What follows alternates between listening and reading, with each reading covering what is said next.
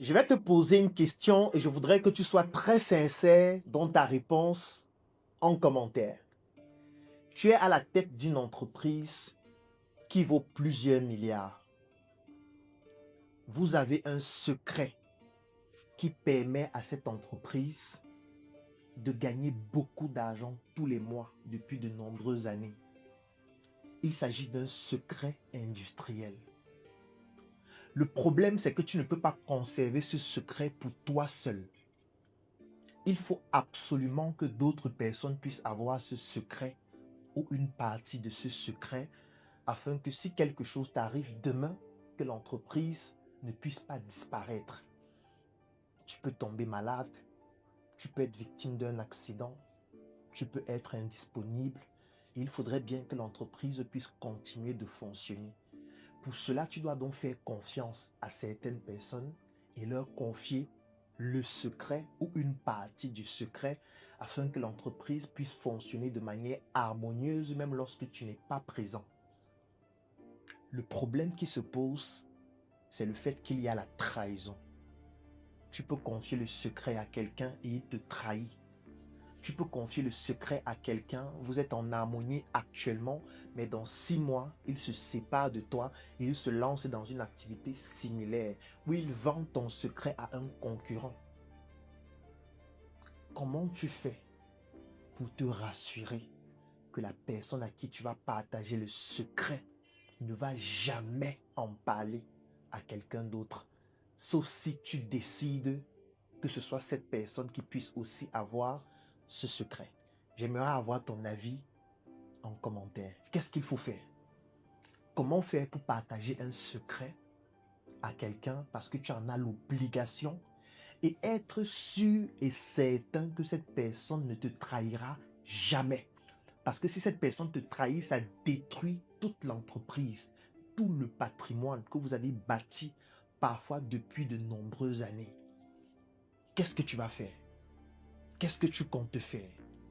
Comment tu vas procéder pour être sûr? Déjà, comment tu fais pour choisir cette personne? Comment tu fais pour transmettre le secret à cette personne? Comment tu fais pour te rassurer que cette personne va être loyale à vie jusqu'à sa tombe? Je vais aussi laisser un lien dans la description de cette vidéo, en commentaire et dans ma bio. Clique. J'ai une seule question derrière cette vidéo. C'est quoi un pacte? C'est quoi une signature? C'est quoi un pacte verbal? C'est quoi un pacte écrit? C'est quoi un pacte spirituel? Répondez aussi. Pour répondre à la vidéo de Dr Claudel Noubissi, remplie de beaucoup de sagesse et d'interrogation. Je vous avais dit ici dans une de mes précédentes vidéos qu'on ne peut pas atteindre un certain niveau dans l'entreprise, un certain niveau d'argent sans entrer dans une secte. Vous vous rappelez? C'était quoi une secte? Aujourd'hui, le docteur Claudel Noubissi vient poser la question comment donner un secret à quelqu'un et se rassurer que la personne ne nous trahira jamais. C'est pour ça que les sectes existent. C'est pour ça que les pactes existent. Mais la plupart de ces pactes, la plupart de ces sectes ont des conséquences néfastes. Quels sont les gens qui gardent le plus les secrets des gens? Il y a les chauffeurs personnels, il y a les secrétaires personnels, il y a les vice-directeurs, collaborateurs directs. Il y a beaucoup de ces gens qui sont autour du grand patron qui porte l'entreprise. Il y a aussi les membres de la famille. Ce sont les gens la plupart du temps qui portent vraiment. Il y a les gardes du corps qui portent vraiment les secrets des gens. Il y a d'autres personnes comme nous autres, les psychologues.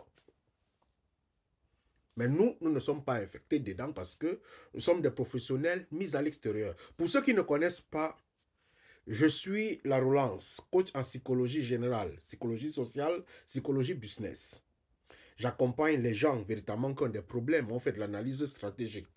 Donc, je fais beaucoup d'analyse stratégique. Alors, donc il y a beaucoup de gens qui viennent souvent se confier chez moi dans ce cadre. Et là, tu as appelé pour quelqu'un comme moi, tu as appelé à avoir le gros ventre, garder les secrets des gens à vie. Parce que c'est ton travail. Tu dois garder les secrets des gens. Alors, lorsque tu n'es pas coach, lorsque tu n'es pas lorsque tu n'es pas notaire, parce que les notaires aussi gardent les secrets.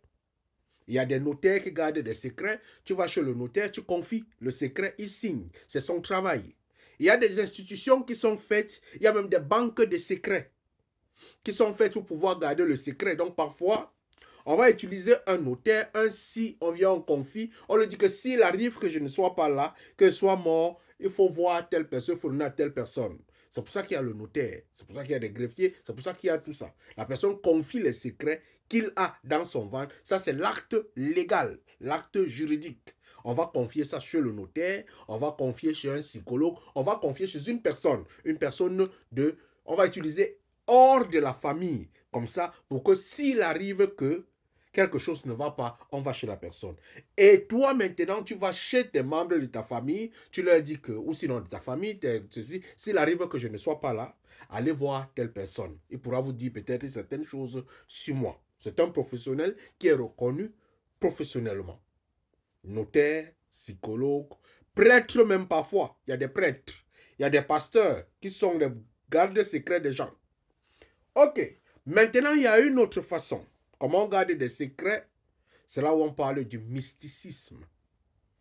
Vous allez trouver certains de vos gardes de corps, vos papas que vous voyez là, on les a choqués derrière. Boum! Il est vice-directeur, on l'a nac derrière. Il est secrétaire personnel, on l'a nac derrière. On a fait ceci. On ne l'a pas tapé derrière parce que... Vraiment, parce que la personne aime. C'est juste que les deux doivent avoir un pacte. Et le pacte là doit être fort. C'est pour ça que le patron soumet la personne qui est en face. La plupart des directeurs, des gardes de corps, parce qu'ils voient beaucoup de choses, il y a des choses où il se retrouve en train de nac, il tape une femme ou un homme avec son patron, les deux font une tourpa, ça existe. Ou les deux se retrouvent en train de manger quelque chose qui est un pacte. En fait, il y a toujours des pactes et des pactes très mystiques. Vous allez trouver que beaucoup de vos femmes, des patrons, ont couché avec le grand patron pour rien. Il y a beaucoup de choses comme ça qui font en sorte que lorsque les gens là ont commis quelque chose, qui savent que toi tu me tiens, moi je te tiens, ils commencent à se confier les secrets. Définitivement, là-bas c'est un côté mystique. C'est pour ça que je posais la question, pensez-vous que on peut être riche à un certain niveau en entreprise sans toutefois entrer dans une secte? Si tu connais une autre stratégie, mets-le en commentaire. Allume ton cerveau, mon frère.